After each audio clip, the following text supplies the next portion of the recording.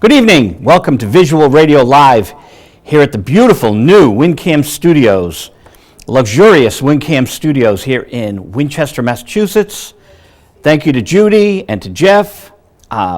We've got this great show scheduled for you tonight. We've got Steve Holley, who played with Elton John and Paul McCartney. He won a Grammy for Back to the Egg. He's playing Saturday night at the Paradise Theater with Ian Hunter and the Rant Band. So that's going to be a lot of fun. This Saturday night, I saw them last year. I walked into the Paradise, and I thought it was a garage band playing. They were so cool. It was so low-key. And then I look, and it's Ian Hunter on keyboards, just, playing away like just your average guitar garage band, but sounding magnificent in a way that your average guitar band would never, garage band would never sound. So anyway, the views and opinions on Visual Radio are those of the host and his guests, and not necessarily, he says it in his best Nathan Lane, not necessarily, from the movie, what's that movie? The Birdcage, Nathan Lane. Not necessarily, he says to Gene Hackman. Not necessarily those of WinCAM, its staff, its management, board of directors, which is the management, members, and all our affiliate stations, Arlington, Boston, Cambridge, Brookline. We're all over the map. Hudson, Mass. We're in Hudson, Mass. now.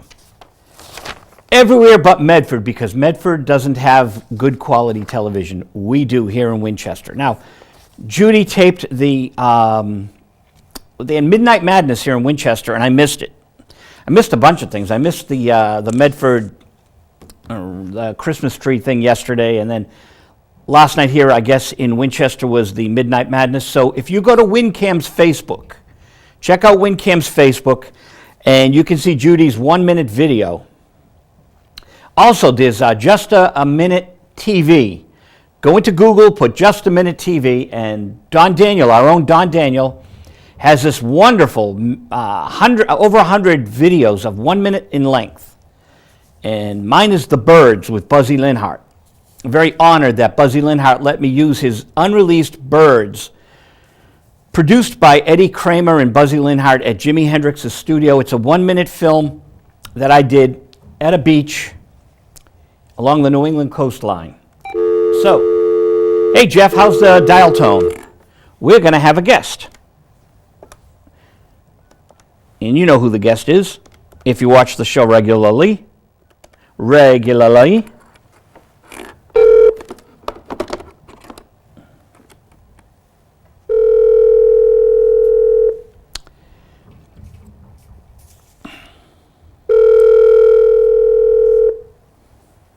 Cats are weird. Joe, how you doing? Hey, Frank. I got a little story for you. Okay, I want to hear it. I just reviewed the Rolling Stones double vinyl disc on Eagle Vision. It's the Rolling Stones live in Texas, 1978. Now tell me, what is a double vinyl disc? Vinyl's the rage in England again. Okay. And it's coming back here. We've got a chain here called Newbury Comics. This will floor you. You can buy high-profile albums like Abbey Road, the Beatles, Let It Bleed, the Rolling Stones. And they're about $18.99 to $24.99. And these are vinyl. These are all like old records. Old records, virgin vinyl. They use high quality vinyl for audio files, and it's a big collectible thing again. So Eagle Vision, which I review a lot of their movies, of course, right? Yeah. They sent me these 2 double discs, Muddy Waters with the Rolling Stones, and the Rolling Stones live in '78. Now, the interesting thing is the Stones have a deal with Universal Music, but they are powerful enough that they can just do a separate deal with Eagle Vision, which does a tremendous job of marketing classic rockers. So the Stones got the best of both worlds in their 50th year, And let me ask you, what percentage of people today have the ability to play an old record? Because I don't have a turntable anymore. That's a good question, and I'm going to respond to you. There were 80 million turntables out there, approximately, when the record industry forced CDs on everyone. Now, CDs were fun, but it was a blatant and very specific agenda of the record industry to switch over to CDs. They cost a lot less to manufacture. Vinyl, just the cardboard, probably 75 cents for cardboard was 25 cents back in the day for the raw cardboard before you printed on it.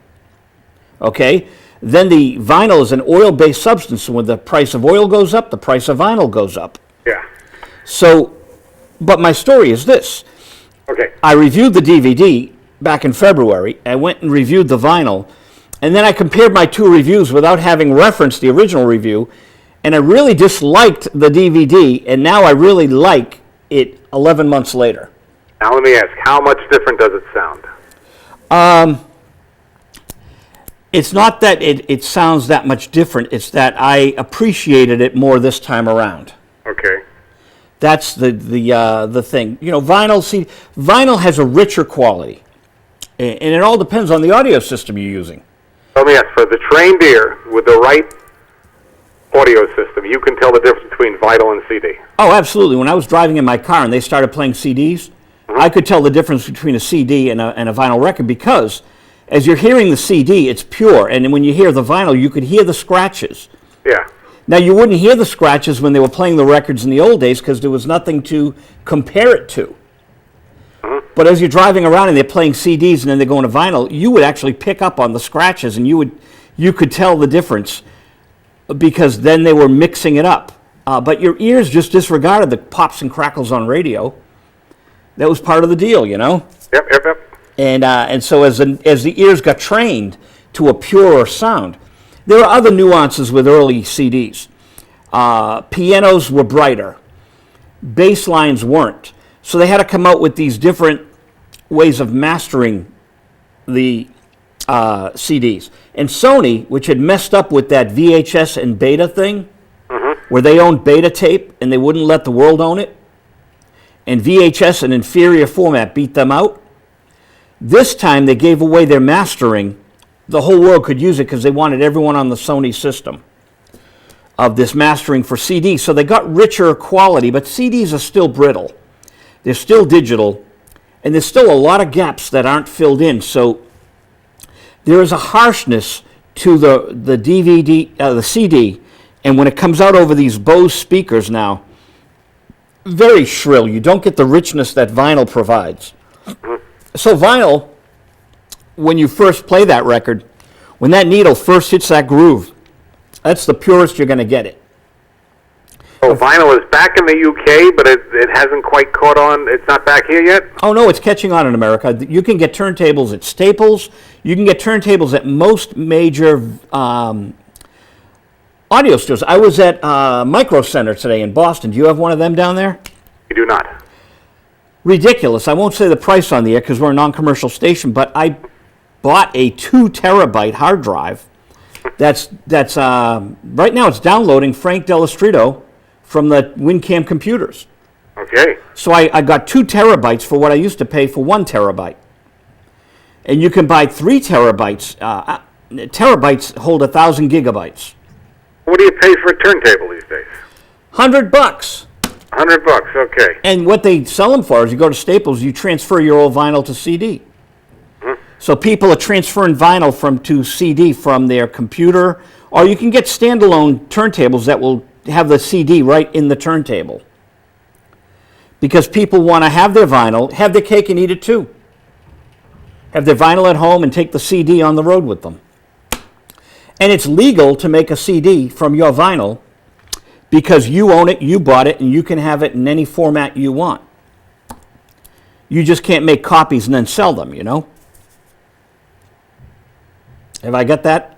I got that. Now, I have put turntable into eBay while you were speaking, and a whopping 34,000 hits came up. So I guess there are ones to be had out there, and the first one is $81, so 100. Yeah, there's one for 100 and all that. So, and here's an old-fashioned one for $10,000. Wow. So. Well, I got a great turntable because I was at this record expo. I help the people out at the record expo. I have a table there.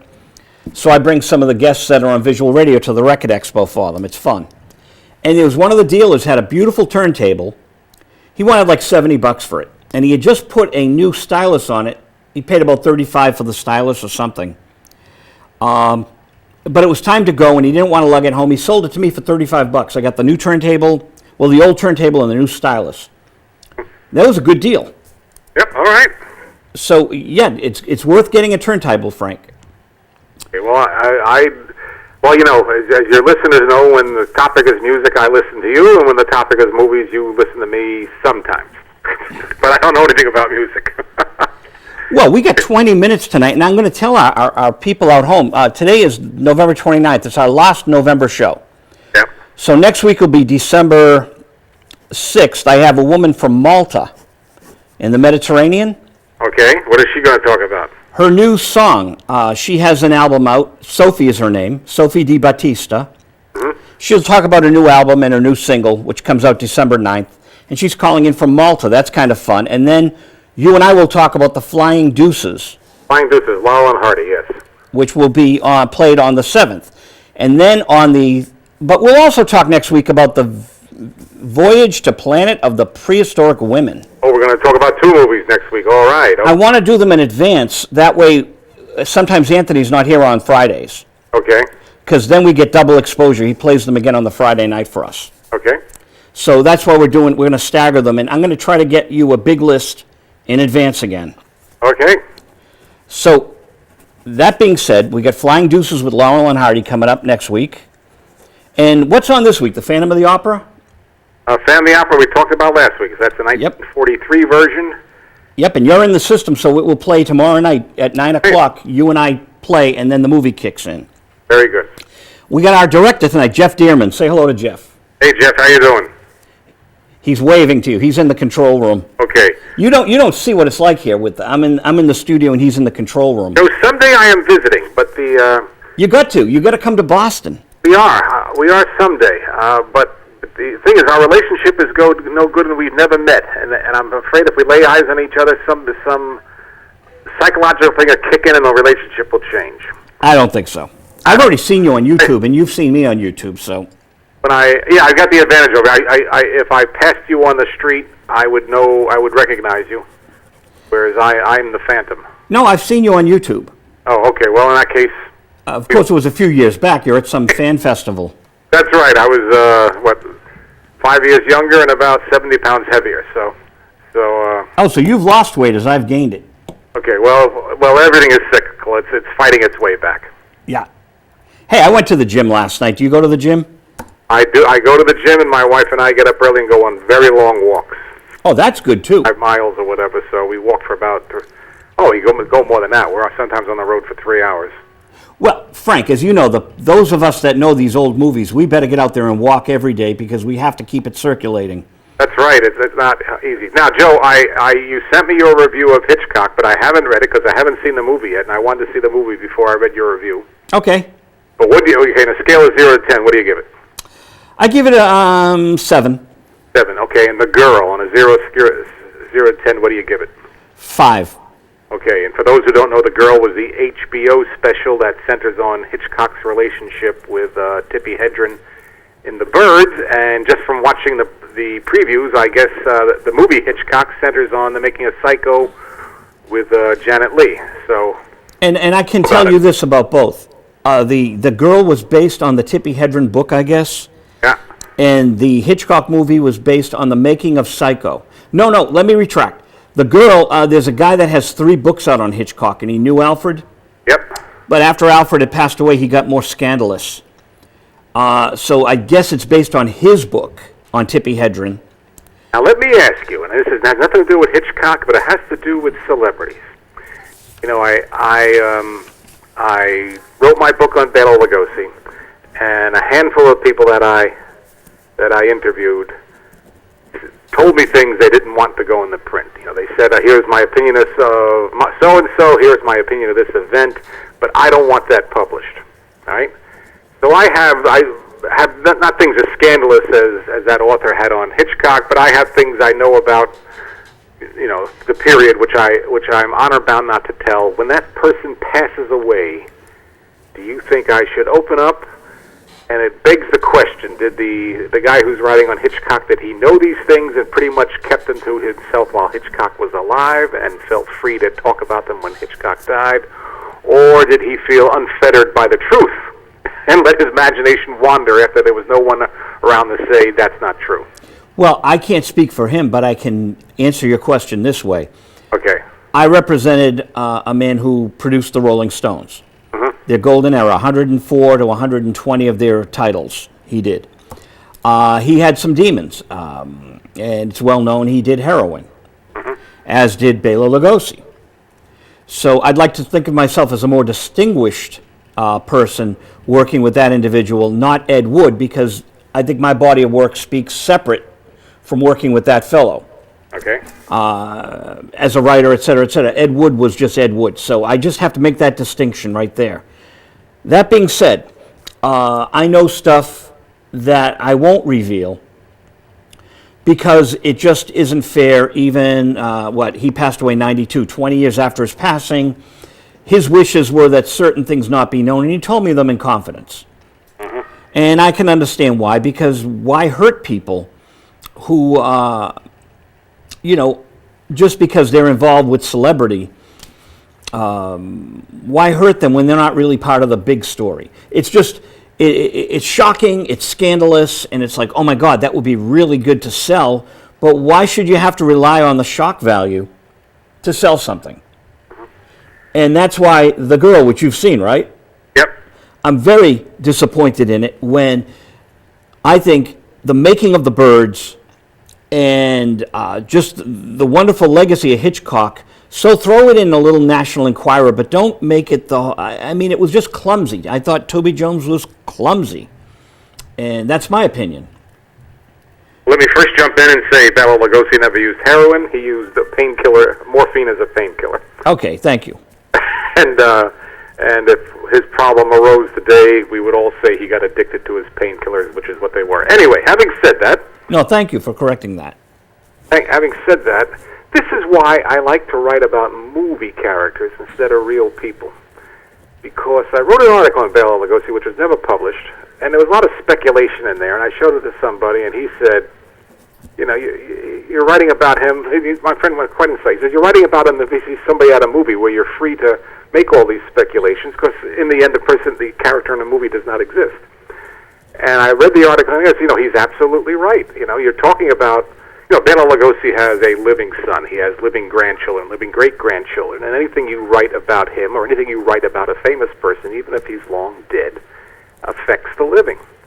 But I love writing about, basically this is how I get the gossip out of my system. I love writing about movie characters. What did Dr. So-and-so think when he did this, or what did Count Dracula think when he did that? I love to speculate on that because, I'm unfettered there because I'm not hurting anybody. Though some people do take offense at it, but that's their problem. So, no, I agree with you. I agree with you. If you've made a pledge not to do it while a person's alive, or if you decided not to publish certain things while they're alive, you just sit on it for all time because that's the honorable thing to do. Well, here's the beauty of it. I didn't make a pledge. He asked me. Well, he just told me his wishes were. He didn't even ask me not to say it, but he told me things that I knew people didn't know, and it made a lot of sense. And he says, I don't want to. He said the Rolling Stones made my career.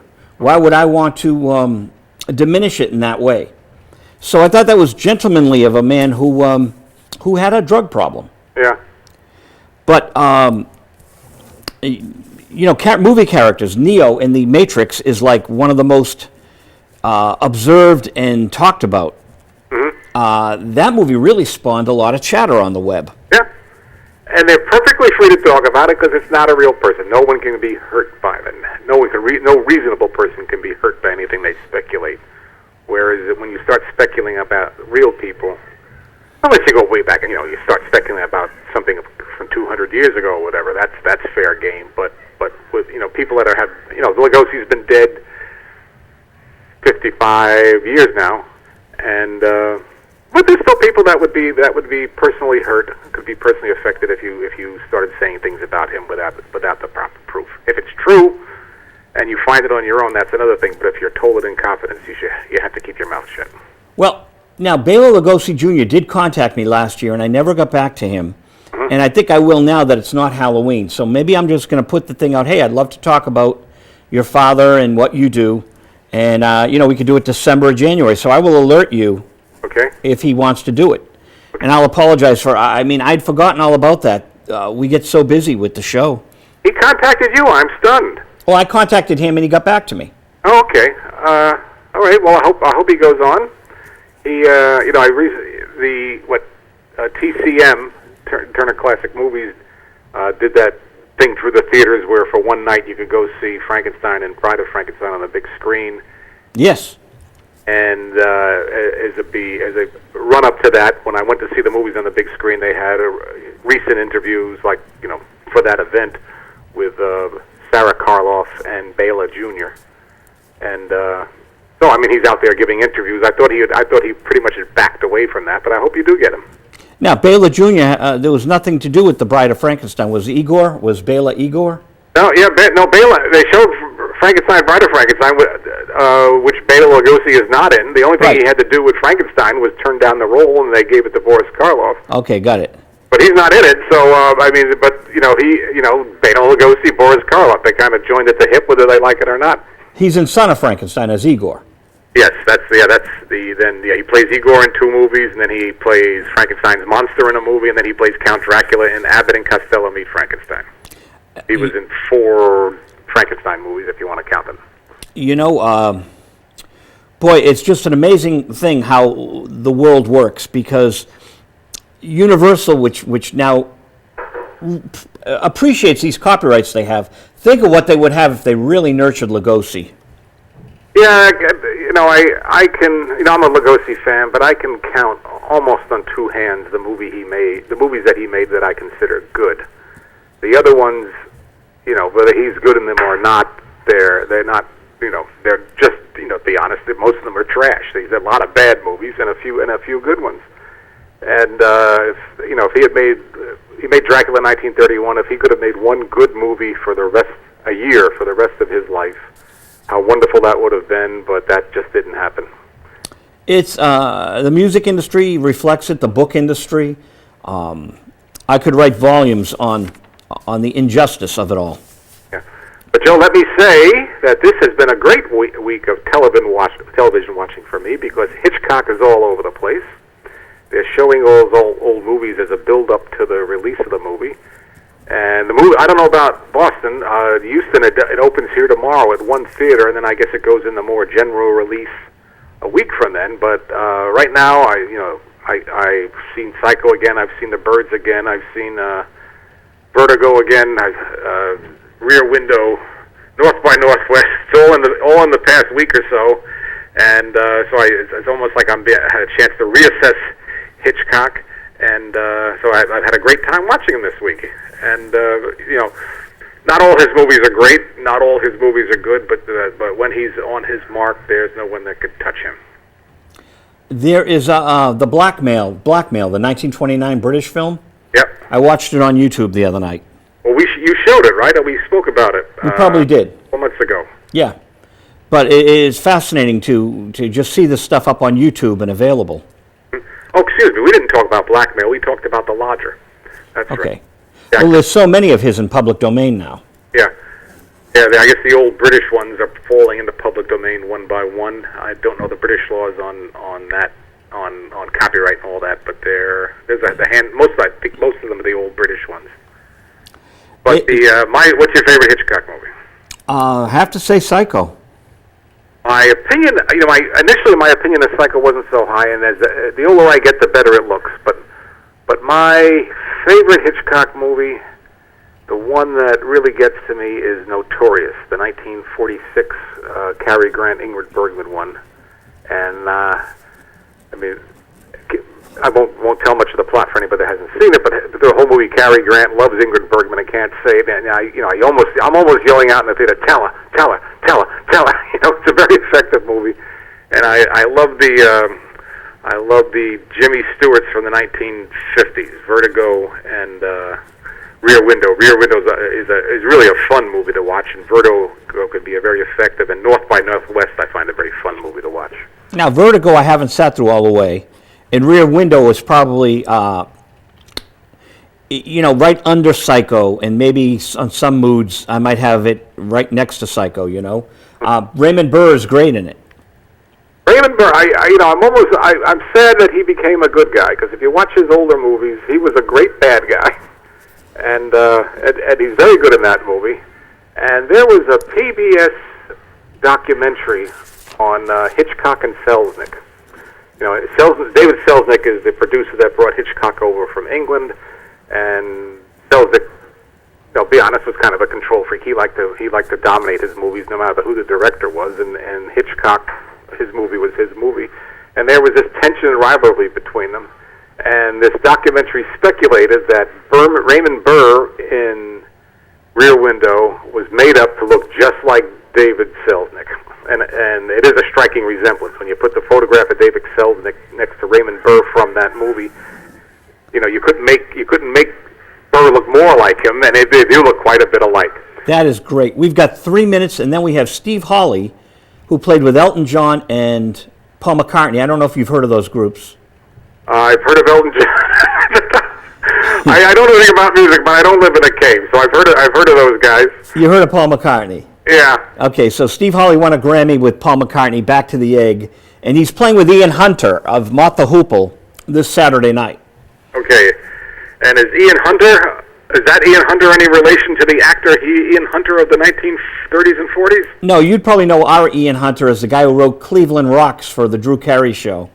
Okay. Or Ships for Barry Manilow. Okay, I know Cleveland Rocks. I don't know Ships for Barry Manilow.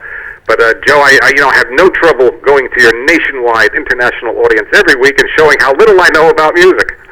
Well, but you do know Paul McCartney, so that's a plus. I do know Paul McCartney. That's true. McCartney and Hitchcock and Elton John are 3 of the biggest names in the entertainment industry. In our closing minutes, let me ask you: the big movie out there now that's making all the bucks is the last Twilight movie. Yep. Are you a Twilight movies fan? I think I've seen 2 of them at the theater and reviewed them. They're good. I was actually at the first one, and the people from Summit, the company, was right in front of me, and it's an independent company, and it made a fortune with this. But they didn't know how big it would be, and they were blown away. But I didn't get to meet them, but they were sitting like right in front of me. They all had Summit Entertainment, and it wasn't really as well known as it is now. Yeah. Because these movies are huge. They are huge. And they're not bad. When we have more time, we will talk about them in more depth. And well, I like Peter Facinelli, even though he just left his wife for a younger girl. Peter Facinelli is like an undiscovered, very good leading man, and he's like the father of the vampires. Yes, I know. Yeah, I really liked him in an obscure movie called The Big Kahuna, and he was really young in that. He played this kind of naive young man, but he was very good in that. I've always noticed him since then, and I was delighted to see that he was playing a vampire. He plays a super being, a villainous super being in Supernova with James Spader. Mm-hmm. I have not seen that, so it's a good science fiction film. Okay. But yes, we have to talk more about Twilight. Maybe we'll plan it. We can even plan a whole show around it if you like. Our Twilight special. Okay, I'll have to rewatch the movies. They get a little foggy with time. It's not like the classics, which I've watched so many times I can quote the dialogue without seeing them. But yeah, that's a good point. The Twilight movies aren't repeatable for us old timers, but they're okay viewing one time around. Yeah, Joe, you are so right. Usually you put your finger right on it. There's some movies I can watch over and over again, and there's some movies that, even if I like them, I really don't care to see them again. And it tends to divide along the lines of what's new and what's old. Yep. Frank Dello Stritto, we will talk next week about the Flying Deuces. Very good. And the Voyage to the Planet of the Prehistoric Women. Is that title long enough for you, or what? Really, it's a mouthful. Okay, I'll talk to you then. Bye-bye. Happy day. Thank you. Bye. Bye-bye. That was Frank Dello Stritto. Thank you, Jeff Dearman, and thank you, Judy. Jeff got me this little book. Cats Are Weird and More Observations, a book by Jeffrey Brown. Resistance is futile. That's a Star Trek. That's a Star Trek line. So let's see what the copyright is on this. Interesting, that doesn't seem to be a copyright page. So this fellow, okay, here it is, Chronicle Books. Chronicle Books is a big publisher that put out the Beatles. I got to get on the phone right now, but Chronicle Books 2010. So yes, they definitely quoted the Borg with the science fiction Borg on Star Trek Next Generation.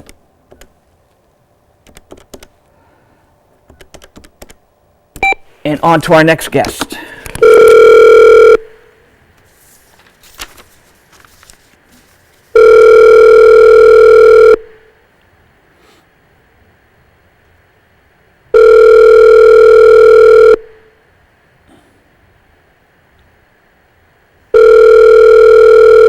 Eight 30:30. Yeah, hello? Is Steve Holley there? He's speaking, Joe. How are you, sir?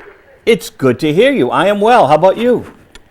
Well, I cannot complain. How about what's going on? I was looking online on allmusic.com, and I was reading this review of The Reluctant Dog. Oh, I am the reluctant dog. Oh, so it was a self-titled biographical album. Actually, it was titled after my beloved dog, Oliver, who was the hardest dog in the morning to get out and the hardest one to get back once he was out. And I realized that I shared a lot in common with him. So was he in New York with you? He was in New York with me. He's left us, I'm afraid, but not forgotten. That's so sweet. Very few dogs have an album by Steve Holley titled with them in mind.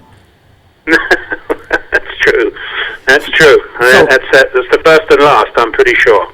So let us ask you, what was the demo that got the deal for The Reluctant Dog on Angel Records? Angel Air Records? Angel Air Records, yeah. It's Peter Purnell has a company. It's kind of a boutique label in UK based on in Yorkshire. And it came about because I'm a drummer. I'm a fledgling piano player and wannabe songwriter, and I've always written songs. And I just decided one day that I would record the ones that wouldn't go away to the best of my ability. In other words, the songs that stuck in my head. I figured, well, perhaps they're the best, the cream of my crop, so to speak, not to compare to anybody else. And I went ahead and started work on that and played a few of them while we were touring England with Ian Hunter, and Mick Ralphs was in the band at the time, and it was called the Taking the Mick Tour, I think. And I was playing the songs. He said, well, who's singing? I said, well, it's me. Well, who wrote the songs? I said, I did. And he said, well, who's playing the instruments? And I said, well, everything without strings is me, i.e. pianos and drums and stuff. And he said, could you mind if I play this to somebody? And he played it to Peter Purnell, who was a friend of his, and releases his material. That's Mick Ralphs, of course, from original Mott the Hoople fame, and then later on Bad Company. And he played them to Peter, and Peter said, well, I don't usually sign brand new material, but it sounds like it fits the genre of my label, and that's what happened. So they were meant to be demos for somebody else to record, and they wound up being, to date, my first and only solo album. Now, did you release it in America as well? Well, that was the intention, but Peter, on his own admission, didn't really have the ability to release well in America. And at the time, my business advisors said that they would prefer to procure a different label for the U.S. And while I was at it, if I could also have Canada and Australia and Japan. And Peter basically said, well, no contest Canada, America, no contest Australia, but Japan I do quite well in. So we relinquished that, and then then the fine print meant that the album had to come out simultaneously at exactly the same time, day, and hour as the UK release. Otherwise, one would usurp the other. To the limited amount of copies it may or may not sell would be, just not available. So it was impossible to pull off, to tell you the truth. So the answer to your question, in short, is no. It was never officially released in the US. Now, Peter's a wonderful guy. I love the stuff he puts out. Yeah, yeah, me too. And I'm reviewing a lot of stuff for Eagle Vision. Carol Kay, the promoter, has Eagle Vision, and I just reviewed the Rolling Stones double vinyl Texas, Some Girls, Texas, 1978. Wow. So the Stones were able to cut this deal with Universal Music and still be able to license to Eagle Vision. Isn't that amazing?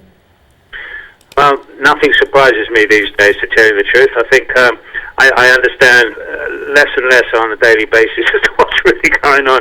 But I know that you have your the finger on the pulse, so to speak. So I know you'll be far more ahead of this game than I am, and it's amazing to me. But what I know as the music business and what I grew up with has changed, and I'm not quite as flexible as I'd like to be. I'm kind of stuck in some of my older ways, but. You know, that's just the comfort zone thing. But I respect it, and I think in its own way it's the same as it always was. It's just, you know, that technology has enabled so many people to brand themselves, and we don't need the companies and the spearheads. But I think some of the vision went out of it a little bit too with that. That's my own... it is amazing, like you say. You're right, because, if you don't mind, I'm going to give you my perspective. I think we're back to 300 years ago where an artist had to get a sponsor. So if you're, I don't care which artist, like, you know, Rod Stewart had Hovan, right, on his tour. You really need to get that sponsor to do your art, and you strike a deal, and you own the masters, and you migrate them like Bowie and the Rolling Stones and the Beatles do. You know, it's funny, the Jimi Hendrix catalog went from UMG to Sony, and the Rolling Stones are now on UMG. So Universal gave up Hendrix, but they have the Stones. So these labels just fly around. I think the Stones were on Virgin EMI before that. And they migrate the catalog, and they add the bonus tracks. So they're creating a new product out of the old. Yep. And, you know, so with The Reluctant Dog, you can put a booklet together, 2 chapters of your book, The Reluctant Dog CD, get Dunkin' Donuts to be the sponsor, and you can migrate it over to Eagle Vision, you know? You know, the thing for me was I toyed with the idea, you know, in the end you go, well, I don't know who would care about this, but over the period of time since this record's been released, which is about 9 years, or escaped, whichever way you want to look at it, over that period of time, I can still listen to 8 out of the 13 songs, so I thought, you know, possibly here is the thing. I've written 4 or 5 new songs which I think would still fit this. Maybe I'll do that, and I'll put that out as an EP everywhere else it was released, and add it to the album here and officially release it in the US. So I perhaps have an album where I could listen to all of the songs. I'm sure that's the same for everybody. After a while, you get tired of some of them. Go, oh, why did I do that? But you know, in the end, I don't know. I'm going to see you on Saturday night at the Paradise. I'm going to bring some Buzzy Linhart records. Good man. You were with Buzzy Linhart at the Denny Lane gig in New York 6 years ago in October. Right. Buzzy's company has an album, and they re-released it legally by rearranging the tracks, and they created a new product, and they call it Buzzy's Buzzy, and now he can legally put it out and license it. Even though it was on a major label, they have found a loophole that they were able to work. My goodness. I'm going to give you another loophole, and this is going to blow your mind. Have you heard of Wolfgang's Vault? I have, actually. Bill Graham was Wolfgang. I'm trying to figure out why, but I have. That's not the first time I've heard anybody talking about that. So, yes, I have. All right, so Wolfgang's Vault is the Fillmore East and the Fillmore West. Okay. Bill Graham's real name was Wolfgang. Okay. Now I'm getting it, yeah. So some millionaires behind Wolfgang's Vault, and they have the rights to the Bill Graham stuff. Now, as you probably are aware, the record labels, you know, the ones you were signed to with Wings and Kiki D and Elton John, the label deals probably said for the universe. That was what our Motown deal in 1986 said, the universe. But they weren't aware of flash drives. This is fascinating. So Wolfgang's Vault did a box set of the Jefferson Airplane on flash drive, and they mailed it to Marty Ballin. They were legally able to put their concerts out on flash drive as long as they don't put it on compact disc or on vinyl or on... Here's the rub with that. I have contracts that I sign, copies of them. I appreciate what you're saying. It depends on the wording of the contracts. I know for a fact that most of my contracts say known or otherwise unknown. Ah. And it pretty much covers everything. I've looked at those. Not specifically geared towards my album, but to contracts that I've signed for release for other major artists. And even back as far as the late 70s, the contacts I have, say universe, known or unknown, and also methods of delivery, known or unknown at the time. So it pretty much covers everything. Wow. I wonder how they were able to get around it with the flash drive, because Sony has all the Jefferson Airplane masters, you know? That'd be interesting to know. Haven't really got a thought in that direction. That's the first I'd heard of it, to tell you the truth. So I'll do some in-depth sticky picking, as they say. Yes. So there's two angles here that people are beginning to work with, which is the flash drive and then the rearranging of an album that might have been lost in the shuffle. And I guess there's a way to copyright it and re-own it, the masters. And I'm not sure the technical thing, and I don't want to speak out of school. But I know they did everything by the book. So there are ways to look at this and for artists to resurrect their material. It sounds like something that will only be done once to me, and that the loophole will be closed rapidly. It's almost like those sort of tax deals where you could leave everything to your dog. Oh, well, like Hemsley, what's her name? I don't know why it reminded me of that. Yeah, the richest dog in the world passed away. yeah. Leona Helmsley. You know why I can't say her last name? Because Sherman Hemsley and Helmsley I'd confuse. Yeah, okay. George Jefferson was Hemsley and she's Helmsley. So now the big question, Steve. How was the European tour? Magnificent. I always have a ball there. Ian's on rare form. The band was firing on all 6 or 8, depending on what you want to call it. No, it was tremendous. I love going back to see old friends, and of course, for me, there's the added bonus of touring my home country, which is always great.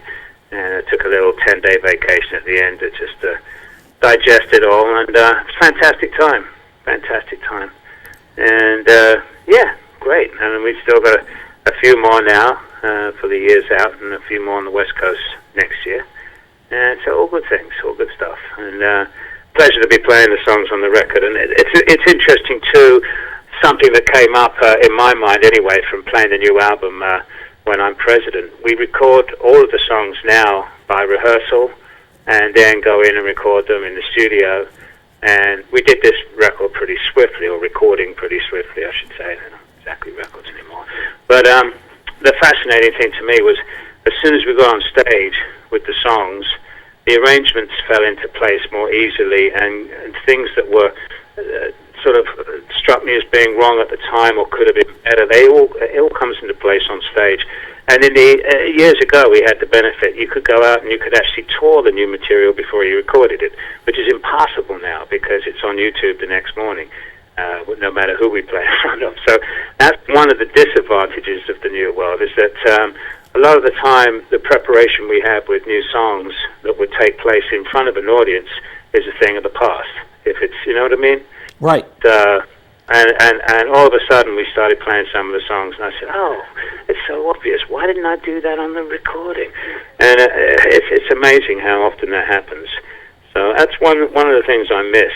But that's been going on for a while. I mean, people would leak tapes, obviously, as soon as you had some kind of concealed handheld recording device. This has been going on with anybody that's interested. But the ability to actually put it up in video the next morning for everybody to see, or within minutes of the concert being completed, it's extraordinary. I mean, it's great in its own way, but it's devastating in other ways. But it's a small point, but it's something that makes a big difference, I think. Puts the onus on the creative juices in the studio to be absolutely as best as they can, and very often the hindsight is, oh, that could have been so much better this way, but the moment's gone, you know. But then you will have the fixed product, and you can always do it later on stage, and so you have both. That's true, and of course, even the other side of that coin is sometimes the very first time you play a song is the best you ever play it as well, and that might not necessarily be in the studio. That could, as happened a couple of times, was in his house. So, I mean, in that particular instance, we could have done with somebody with a little handheld device. But I don't know. It's just the European tour was magnificent. People were great, and just very receptive. The album became top 20 in Scandinavia, and made a little chart nudge in the UK and a little chart nudge for the first time since the 80s in the US. So what can be said about that? We had a ball. It's a great record. You know, I wish that it had gotten more traction for the presidential campaign. Well, you know, it is what it is, and we are who we are, and we do what we can. But I wish that one of the presidential candidates, you know, Mitt Romney spent $17 million on one consultant for the technology, which failed him on the final day.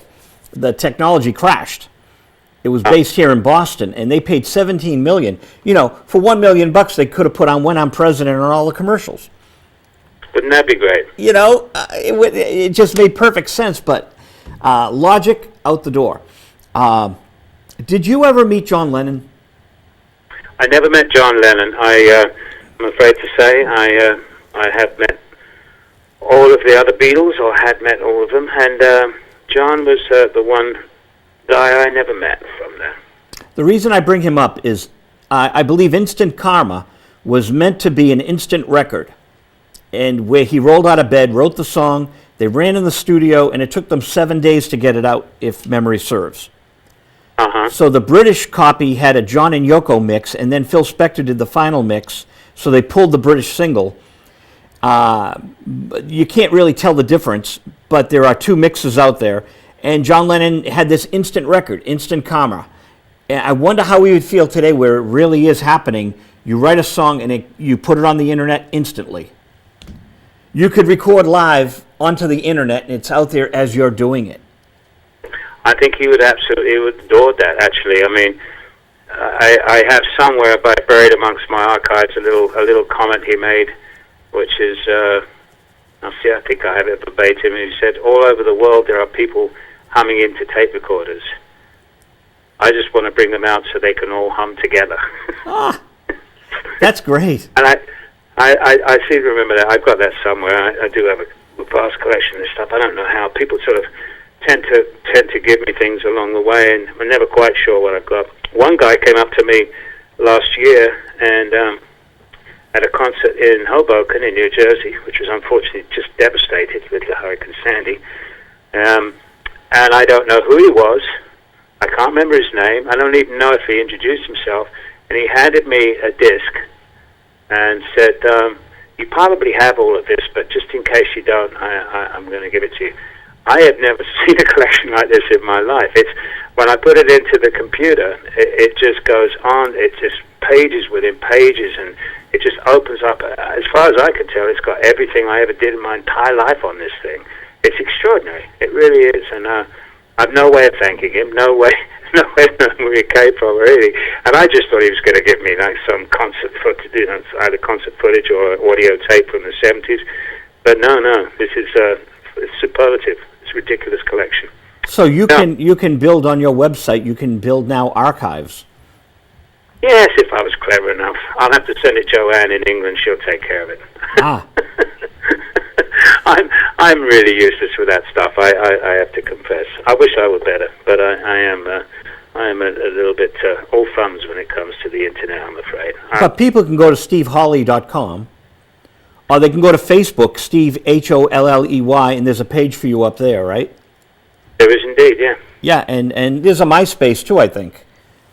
Yep, there is. I was interactive for that with a while, and then it all got a little hand-to-hand. Joanne Rishton, I don't know if you've met her, but she takes care of it for me, and she's in the UK, and I think does a pretty damn good job as far as I can see. And I will get more hands-on myself, but most of that is run by her, I have to confess. And I do what I can, but I spend an awful lot of time working and thinking and writing, and I find if I get locked into it in the morning, I'm there all day, and then half the night as well, and I don't achieve anything else. So I tend to steer away from it a little myself, I have to confess. I mean, my comrades in the rap band with Ian Hunter are there constantly. I don't think they even sign off ever.